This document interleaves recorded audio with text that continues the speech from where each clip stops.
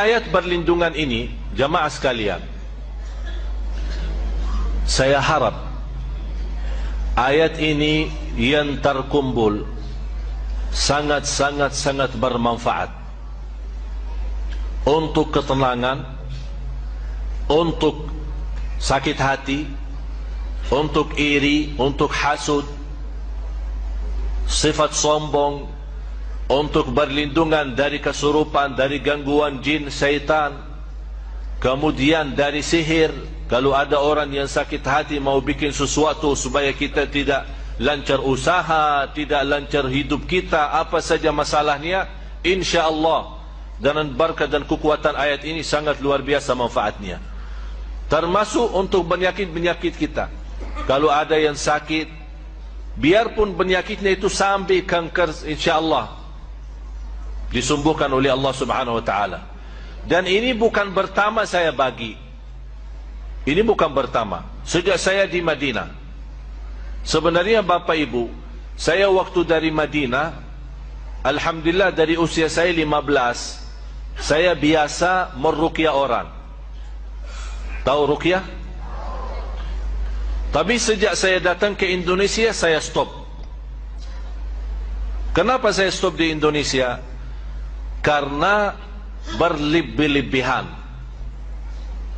Nawaitu kita membacakan untuk orang, dan dengan izin Allah dia sembuh, tersebar cerita, oh Syekh Ali dari Madinah hebat. Itu gara-gara itu saya tidak mau. Tapi saya, supaya anda sekalian mendapatkan manfaat, saya membagikan semua, biar anda sendiri mengobati diri sendiri. Tidak usah tunggu siapa-siapa. Dan tidak usah bayar ke saya atau bayar ke siapapun. Anda bayar lillahi ta'ala sedekah saat anda baca doa ini atau baca ayat-ayat ini, mulai dari suratul Fatihah. Dan saya berikan rahasia suratul Fatihah, termasuk anak kita. Bapak Ibu, kalau ada di antara kita yang punya anak, istilah bahasa kita nakal, susah, tidak bisa salat, tidak bisa rubah, tidak bisa menjadi baik, saat dia tidur, boleh bapaknya atau ibunya membaca Al-Fatihah dekat telinganya berkali-kali. Berkali-kali dibacakan Al-Fatihah. Kalau bisa saat dia masih belum tidur, kita ajak sama-sama membaca Al-Fatihah tanpa batas. Berkali-kali, sampai anda merasa sudah ngantuk atau sudah capek, sudah stop. Tidak ada batasnya. Itu subhanallah sangat luar biasa manfaat. Dan saya menajarkan keluarga termasuk anak saya, apapun sakitnya, dibacakan Al-Fatihah tanpa batas, sembuh. Tak perlu insya-Allah ke dokter. Jadi jamaah sekalian, Al-Fatihah memang sangat luar biasa. Tapi mohon maaf, banyak yang suka memang baca Al-Fatihah, tapi belum memiliki keyakinan dan kekuatan dan barakahnya Al-Fatihah ini. Cukup dari nama Al-Fatihah untuk segala pembukaan, membuka semua masalah, membuka semua masalah. Selainkan suratul Fatihah, dari awal suratul Baqarah, kemudian ayat Al-Kursi, 3 ayat yang terakhir suratul Baqarah juga, dan ayat-ayat nanti insyaAllah semua akan dapat kopiannya. Tapi ada yang perlu saya jelasin. Bisa teruskan?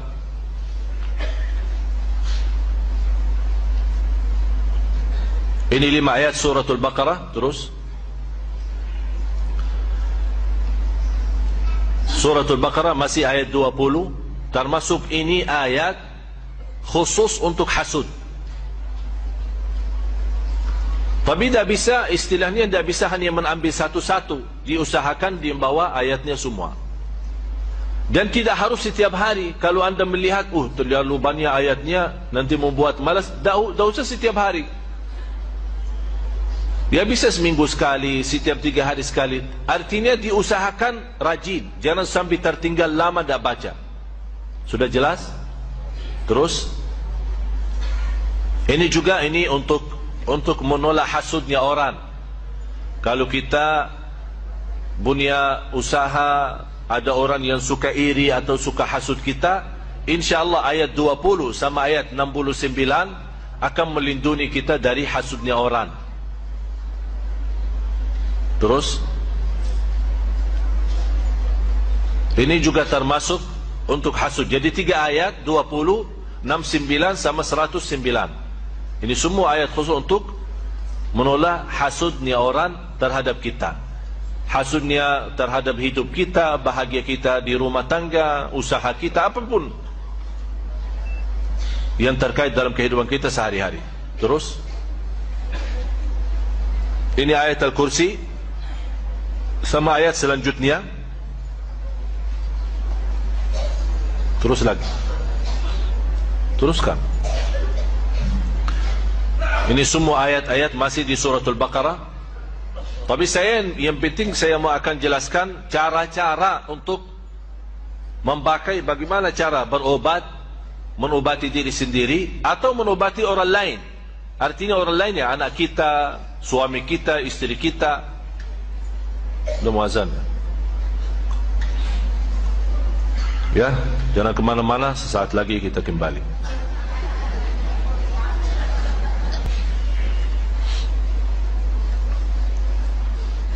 Alhamdulillah, Allahumma salli ala Sayyidina Muhammad wa ala ali Sayyidina Muhammad.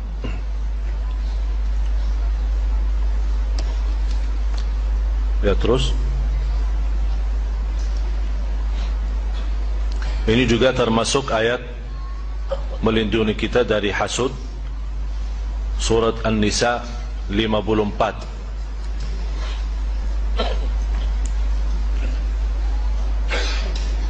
Ini juga termasuk suratul Hijr.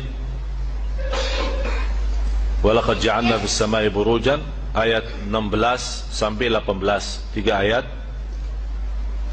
Kalau angka pertama itu nomor surah.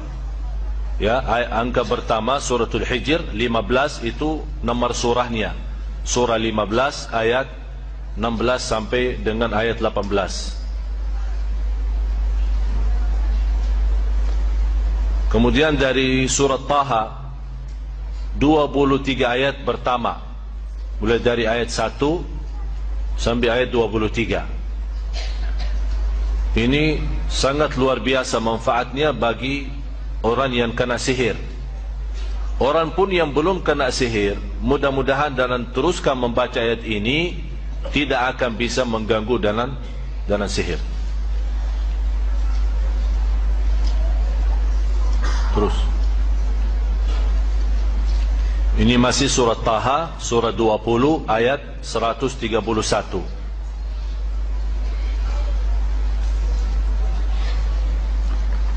Kemudian surat As-Saffat mulai dari ayat 1 sampai ayat 10. Terutama surat As-Saffat ini termasuk sangat bagus untuk orang-orang yang kena kesurupan atau kena gangguan jin, syaitan. Dan termasuk orang yang sering baca 10 ayat ini, insya-Allah sangat membantu menghilangkan waswas. Ada orang suka selalu waswas.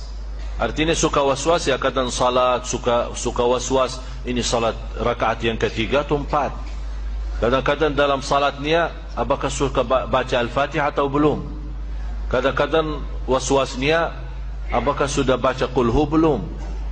Kadang-kadang saking waswas dalam rukuk malah baca Subhan Rabbiyal A'la, dalam sujud terbalik Subhan Rabbiyal Azim. Karena dia tidak mensadarkan salatnya, ya terbalik doa-doa ini.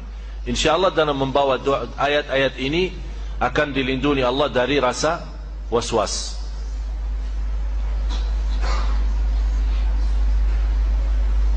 Terus surat Tabarak, terutama 14 ayat pertama, mulai dari ayat 1 sampai ayat 14. Kalau bisa teruskan saja sampai habis. Kenapa sampai habis? Karena 14 ini memang untuk melindungi kita dari godaan, termasuk godaan hawa nafsu, termasuk juga dari hasud, dari sakit hati orang, dari iri, dari sihir, dari gangguan jin syaitan. Dan sekaligus kita mendapatkan, kalau kita teruskan sampai habis, akan mendapatkan perlindungan Allah dari siksa kubur. Berarti surat Tabarak, kalau boleh, di antara ayat-ayat ini, kalau boleh yang dirajinkan dan teruskan baca setiap malam atau setiap hari adalah surat Tabarak. Selain suratul Baqarah, surat Tabarak. Dan saya pernah sampaikan, maksimal atau minimal kalau tidak bisa membaca semua ayat tersebut, jangan sampai lewat satu hari belum membaca 11 ayat daripada surat Al-Baqarah. Sudah tahu 11 ayatnya itu? Selain suratul Fatihah, baca 5 ayat pertama suratul Baqarah, ditambah 3 ayat bertanahan suratul Baqarah, ayat Al-Kursi, dan 2 ayat selanjutnya, 255, 256, 257, 3 ayat. Dan ayat pertama 5 menjadi jumlah berapa? 8. 5 ayat pertama sama 3 ayat, 255, 256, 257, jadi 8. Kemudian 3 ayat yang terakhir suratul Baqarah, 284, 285, 286, menjadi jumlahnya 11. Ditambah habis 11 baca surat Tabarak. Ini yang 11 kalau boleh dijadikan wirid kita sehari-hari, jangan tertinggal.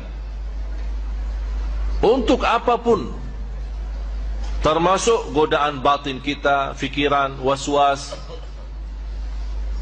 InsyaAllah kalau anda 11 ayat terjaga dan setiap hari, Quran dari 1 minggu anda bisa hafal. Karena sering dibawa, sering dibaca. Malah saya yakin di antara bapa ibu ada yang sudah hafal. Ada yang hafal ayat Al-Kursi? Semua kan? Kenapa bisa hafal ayat Al-Kursi? Ya, sering dibaca. Berarti ini salah satu cara mudah hafal Al-Quran, sering baca. Terus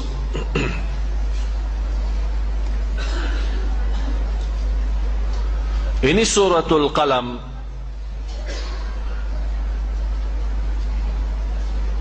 Nanti supaya saat anda baca ayat-ayat ini, suratul Qalam surah 68 ayat 51. Saat anda baca ayat-ayat ini, tolong buka nanti Al-Quran di rumah, baca terjemahannya, artinya.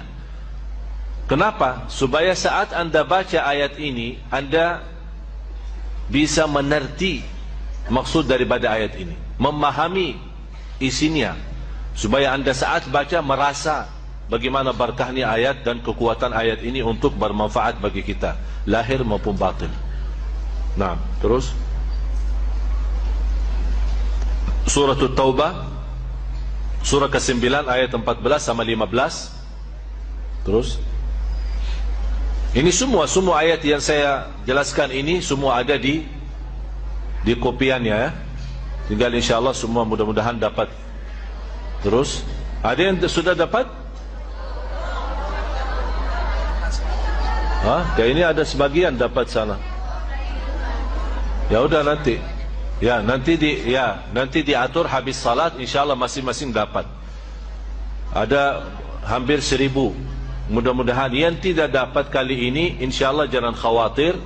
Insyaallah kita hari Jumat subuh kita ketemu lagi, insyaallah dapat insyaallah.